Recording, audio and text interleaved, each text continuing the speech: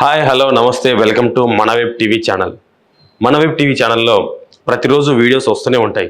మీరు చేయాల్సిందల్లా వీడియోను స్కిప్ చేయకుండా పూర్తిగా చూసి మీ అభిప్రాయాన్ని కామెంట్ రూపంలో రాసి లైక్ చేయండి, షేర్ చేయండి, సబ్స్క్రైబ్ చేయడం మాత్రం మర్చిపోద్దు. అలాగే పక్కనే ఉన్న గంట సింబల్ని కొట్టేయండి. ఓకే, టాపిక్లోకి వెళ్తే జపాన్ వీధుల్లో ఒక పులి తిరుగుతుంది.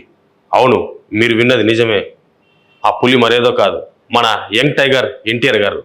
ఎందుకంటే జపాన్లో దేవరా సినిమాని మార్చి 28వ తేదీన రిలీజ్ చేయడం జరిగింది.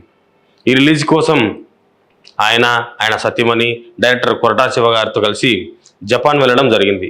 అక్కడ ప్రముఖ యూట్యూబ్ ఛానల్స్కి, మీడియా ఛానల్స్కి ప్రమోషన్స్ కోసం యూట్యూబ్ ఇంటర్వ్యూలు, మీడియా ఛానల్స్కి ఇంటర్వ్యూలు చేయడం జరుగుతుంది. అయితే మన ఎన్టీఆర్ గారికి జపాన్లో మామూలు క్రేజ్ లేదు. మన తెలుగు హీరోస్లో ఎక్కడైనా సరే పాలాభిషేకం, పూలాభిషేకం జరిగేది మన తెలుగు రాష్ట్రాల్లోనే చూస్తూ ఉంటాం. కానీ మన ఎన్టీఆర్ గారి క్రేజు మన దేశం దాటి ఖండాంతరానికి చేరుకుంది.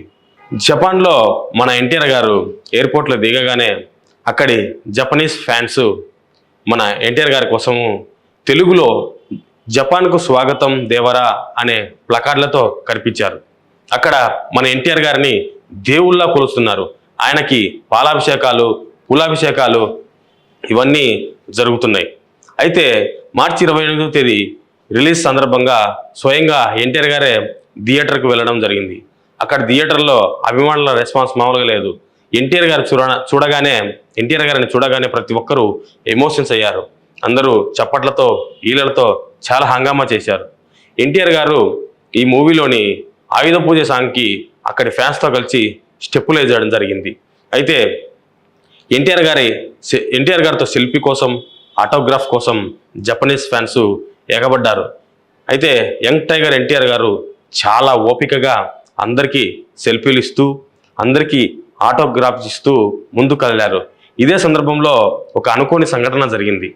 అక్కడ జపాన్లో ఉన్న ఒక జపనీస్ ఎన్టీఆర్ గారి అభిమాని ఎన్టీఆర్ గారి త్రిబుల్ సమయంలో అప్పటి నుంచి ఆ సినిమా చూసి కొమరంభీం పాత్రని తన గుండెల్లో పెట్టుకొని ఆయన కోసం 2 సంవత్సరాలుగా తెలుగు నేర్చుకుంది.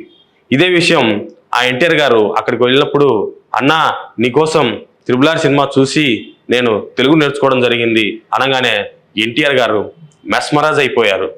అవును, ఆవిడకి షేక్ హ్యాండ్ ఇచ్చి మరి యు ఆర్ మై ఇన్స్పిరేషన్ అంటూ ఆటోగ్రాఫ్ కూడా ఇచ్చాడు.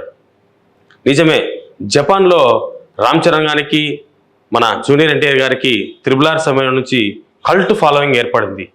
ఈ అభిమానంతోనే ప్రతి ఒక్కరూ రామ్ చరణ్ గారి కానీ, మన జూనియర్ ఎన్టీఆర్ గారి కానీ చాలా అభిమానిస్తున్నారు.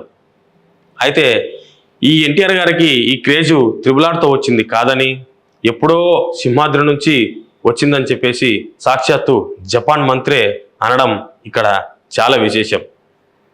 అయితే ఇదే సమయంలో జపాన్లోనే భార్య లక్ష్మీపార్వతి గారి పుట్టినరోజు వేడుకలను ఎన్టీఆర్ గారు ఘనంగా అక్కడే నిర్వహించారు. దేవర మూవీ రిలీజ్ విషయానికి వస్తే మార్చి 28న ఈ సినిమా రిలీజ్ అవ్వడం జరిగింది. ఇక్కడ జపాన్లో ప్రీమియర్ షో మొదటి రోజే ఫస్ట్ ఆటకే దాదాపు 6.2K టికెట్స్ అమ్ముడుపోయినట్లు ట్రేడ్ వర్గాలు తెలిపాయి. ఇక్కడ మన మాదిరిగానే అక్కడ కూడా సినిమాకి రేటింగ్ ఇస్తారు. రేటింగ్ ప్రకారం చూసుకుంటే జపాన్లో దేవర మూవీ ప్రతి ఒక్క మీడియా ఛానల్ కానీ, యూట్యూబ్ ఛానల్స్ కానీ 4.5, 4.8 రేటింగ్ ఇస్తున్నారు. దీని ప్రకారం చూసుకుంటే అక్కడ బిగ్గెస్ట్ హిట్గా దేవర నిలవబోతుంది. అయితే ఇది దేవర కలెక్షన్ల పరంగా ఫస్ట్ డే ప్రీమియర్ షోకి 3వ స్థానంలో ఉంది. ఫస్ట్ స్థానంలో త్రిబుల్ సెకండ్ స్థానంలో సాహో, థర్డ్ స్థానంలో దేవర నిలిచింది. త్రిబుల్ మొత్తం లాంగ్ రన్లో 130 కోట్ల రూపాయల షేర్ను రాబట్టింది. ఇది చాలా ఎక్కువ. జపాన్లో జనాభా చాలా తక్కువ. ఆ లెక్కను చూసుకుంటే 130 కోట్ల రూపాయలంటే అది మామూలు విషయం కాదు. తర్వాత సాహో, తర్వాత దేవర. ఓకే, సినిమా విషయానికి వస్తే బాగా అలరించినట్టుగా అర్థమవుతుంది. బిగ్గెస్ట్ బ్లాక్ బస్టర్ను చేస్తున్నారు. చూద్దాం లాంగ్ రన్లో దేవర ఇంకా ఎంత కలెక్ట్ చేస్తుందో, ఇంకా ముందు ఎంత ఫ్యాన్ ఫాలోయింగ్ను ఎన్టీఆర్ గారికి తెచ్చుకుంటుందో చూద్దాం. అయితే మన హీరోస్కి వచ్చే క్రేజ్ చూసి జపాన్లో మన హీరోస్కు, మన రామ్ చరణ్ గారికి కానీ ఎన్టీఆర్ గారికి వచ్చే క్రేజ్ చూసి నార్త్ వాళ్ళు కుళ్ళి చేస్తున్నారు. అవును, ఇది నిజం. ఇదంతా వీపీ స్టంట్లు అంటూ తెగ కామెంట్లు పెట్టేసుకుంటున్నారు.